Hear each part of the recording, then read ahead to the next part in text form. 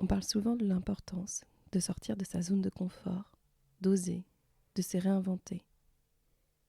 Une injonction moderne, presque un slogan. Mais dans les faits, changer demande bien plus que du courage. C'est un véritable travail, un travail souvent invisible.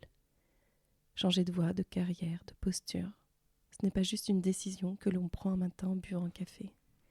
Je l'ai vécu moi-même, et je sais à quel point ce processus est long, parfois douloureux, semé de doutes et de renoncements.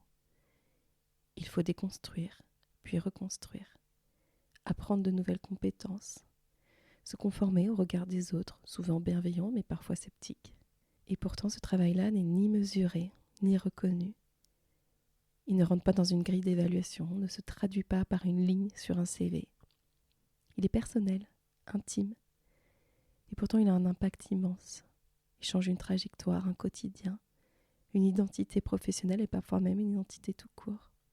De par ma propre expérience et au quotidien dans mes différentes pratiques, je constate que l'audace de changer est une démarche difficile. Je vois à quel point les personnes que j'accompagne font face à des résistances, à des peurs et au poids des attentes extérieures. Pourtant, derrière chaque transition, il y a une force immense, souvent sous-estimée. On valorise l'audace, mais on ne valorise pas toujours le chemin qui y mène. Ce moment où l'on hésite, où l'on tâtonne, où l'on doute. Comme si la transition n'était qu'un détail, alors qu'elle est la partie la plus exigeante du changement.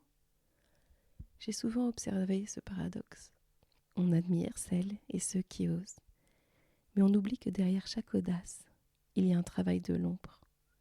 Ce travail-là, celui que personne ne voit, mérite d'être reconnu à sa juste valeur. Parce que changer, c'est un acte de création, et chaque création mérite d'être respectée.